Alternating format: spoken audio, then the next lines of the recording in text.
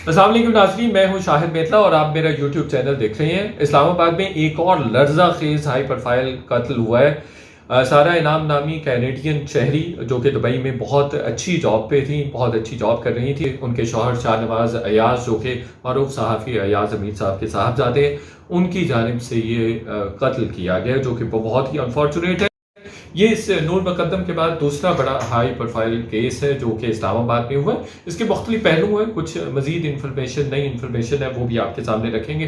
پہلے یہ بتایا جا رہا تھا کہ سارہ انعام شاید ویب سائٹ پہ کوئی سوشل میڈیا کی سوشل ایپ پہ ان کا ملزم شاہ نواز کے ساتھ رابطہ ہوا ہے۔ ایسا نہیں ہے، بلکہ اے لیولز او لیولز میں دونوں کلاس فیلوز رہ چکے ہیں، اور اس کے بعد کچھ عرصے کے بعد دوبارہ سے ری کنیکٹ ہوا ہے، ان کا ری کانٹیکٹ ہوا ہے۔ ایک تو یہ بات ہے جو ایک نئی انفارمیشن کے طور پر سامنے آئی، اور وہ کافی بھاری ڈمبل جو کہ ویٹ لفٹنگ کے لیے اور جم وغیرہ کے لیے استعمال کیا جاتا ہے، اس ڈمبل کے ساتھ ان کے سر پہ ضربے مار کے ان کو مارا گیا، اور اس کے بعد پھر ان کی لاش کو باتھنگ ٹب میں ڈال دیا گیا، اور پھر ملزم شاہ نواز نے شاور چلا دیا اور پانی کے ساتھ وہ پانی میں ہی ان کی لاش جو ہے پڑی رہی۔ اس کے بعد ملزم شاہ نواز نے ایاز امیر جو کہ ان کے والد ہیں ان کو تصاویر بھیجی کہ میں نے یہ کر دیا۔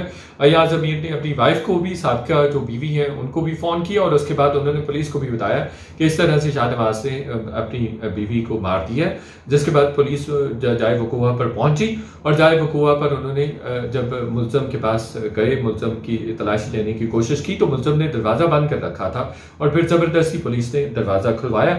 جو اعترافی بیان دیا ہے ملزم شاہ نواز نے عدالت میں، وہ یہ دیا ہے کہ مجھے ایسا لگ رہا تھا کہ مجھے میری یہ بیوی مارنے کی کوشش کر رہی تھی، اور پھر مجھے یہ لگا، 2 دفعہ یہ لگا کہ میرا گلا گھونٹنے کی کوشش کر رہی ہے، تو میں نے سیلف ڈیفینس پہ یہ کیا ہے۔ پھر اس نے یہ بھی کہا کہ مجھے لگتا تھا کہ یہ کسی دشمن ملک کی ایجنٹ ہے۔ اس طرح کی بھی کہانی گھڑی جا رہی ہے جو کہ انتہائی فضول ہے۔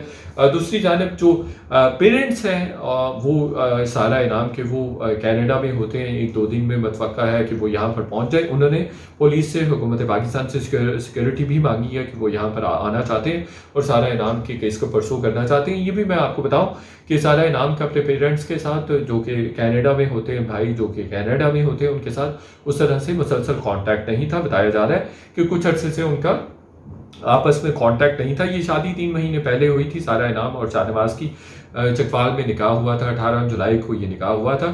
یہ ملزم شاہ نواز کی تیسری بیوی تھی۔ پہلی بیوی کا نام بھی سارہ تھا، دوسری بیوی کا نام فاطمہ تھا۔ پہلی بیوی 1 ہفتہ رہی، دوسری بیوی کوئی 6 مہینے رہی۔ ملزم شاہ نواز کچھ کرتا نہیں تھا، جو وراثتی زمینیں تھیں یا دکانیں تھیں ان کے کرایہ بھاڑا جو آتا تھا اسے سے گزر اوقات کرتا تھا۔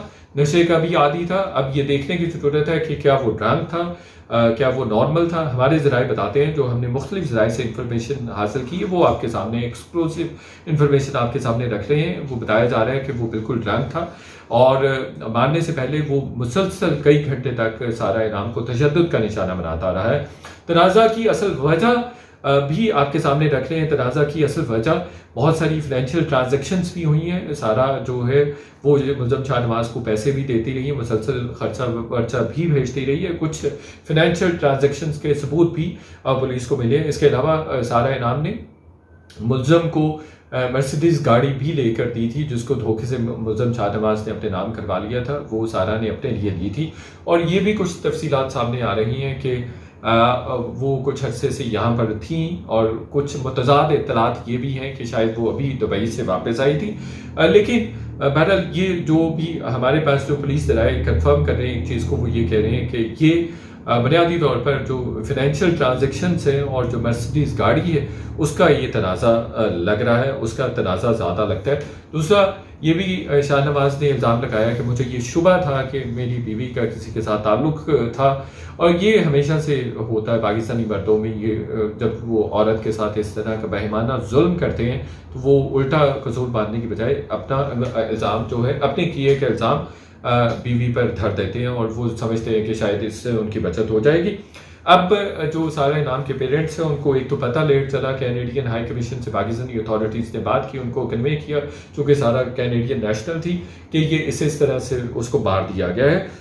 پولیس ذرائع ہمیں یہ بتا رہے ہیں، کنفرم کر رہے ہیں کہ یہ پری پلانڈ واردات تھی. ملزم شاہ نواز نے اپنی بیوی کو خاص طور پر بلایا پاکستان، اور بلانے کے بعد اس نے یہ واردات کی ہے. ایسا نہیں ہے کہ یہ اچانک سے ہو گیا، اچانک سے ان کے درمیان ناچاکی ہوئی، لڑائی ہوئی اور اس کے بعد اس نے یہ تشدد کر کے اور اس کے بعد مار دیا. ایسا نہیں ہے، بلکہ اس کو خاص طور پر بلایا.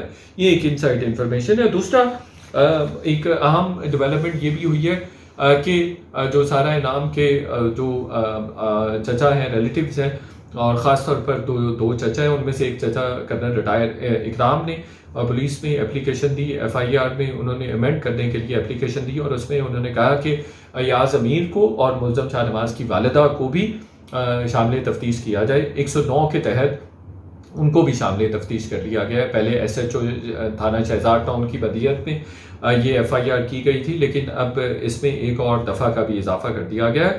اور ان کے جو سارا انعام کے پیرنٹس ہیں، ریلیٹیوز ہیں، ان کے اما پر ایاز امیر کو گرفتار بھی کر لیا گیا ہے.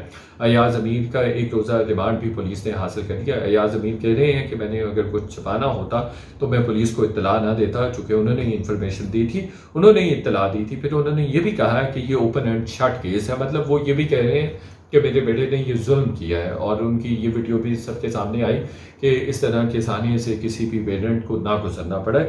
تو یہ امپورٹنٹ انفارمیشن کچھ تھی جو میں آپ کے ساتھ شیئر کرنا چاہتا تھا.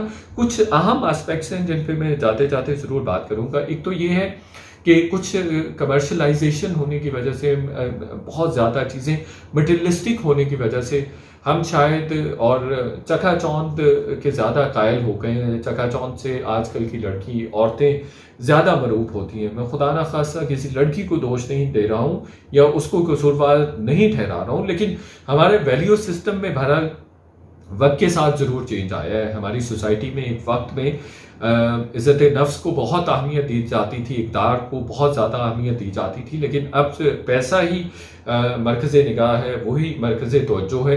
پیسے پہ زیادہ فوکس کیا جاتا ہے، مال و اسباب پہ زیادہ فوکس کیا جاتا ہے.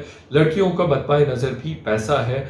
خدا نہ پیسے کے پیچھے جانے کی بجائے، مال و اسباب کے پیچھے جانے کی بجائے، ظاہری شان و شوکت کے پیچھے جانے کی بجائے، چکا چوند کے پیچھے جانے کی بجائے، لڑکیوں کو، ہماری ماؤں بہنوں کو یہ چاہیے کہ ایسے آدمی کا انتخاب کریں، ایسے لڑکے کا انتخاب کریں، ایسے جیون ساتھی کا، ایسے دوست کا انتخاب کریں جو آپ کی رسپیکٹ کرتا ہے، جو آپ کے ساتھ مخلص ہے، بجائے کہ چند روز کے تنتنے کے لیے آپ اپنی زندگی برباد کر لیں. تو یہ بھی ایک اس کا اسپیکٹ ہے. دوسرا اسپیکٹ یہ ہے کہ جیسے شاہ نواز کے بارے میں پہلے اطلاعات آ رہی تھی کہ وہ بالکل جو ہے وہ نارمل تھا، نارمل نہیں تھا، وہ نشے کا عادی تھا.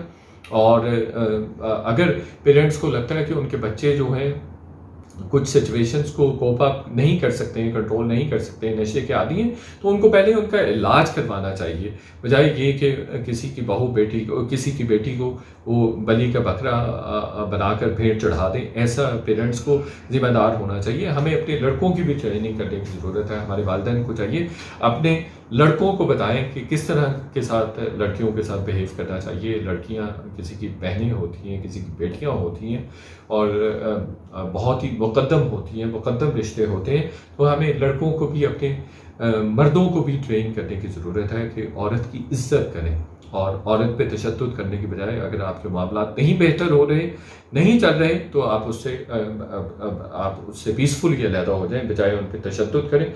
ذہنی بیماری کا علاج بھی پیرنٹس کو اپنے بچوں کے حوالے سے توجہ دینے کی ضرورت ہے. اگر کسی بچے کو ڈپریشن ہے تو اس میں کوئی حرج نہیں ہے کہ آپ اس کو کسی سائیکالوجسٹ کے پاس، کسی سائیکیٹرسٹ کے پاس لے جائیں. آج کل یہ بڑے کامن پرابلمز ہیں، کوئی بے عزتی والی بات نہیں ہے. آپ کو یہ کرنا چاہیے اور آپ کو یہ ضرور کرنا چاہیے. تو آج کے ویلاگ میں اتنا ہی. انشاءاللہ پھر دوبارہ بھی آپ سے ملاقات ہوگی. اگر یہ ویڈیو آپ کو پسند آئی ہے تو نہ صرف اس کو لائک کیجیے بلکہ چینل کو بھی سبسکرائب کریں اور فردر اس کو شیئر بھی کیجیے. اللہ حافظ.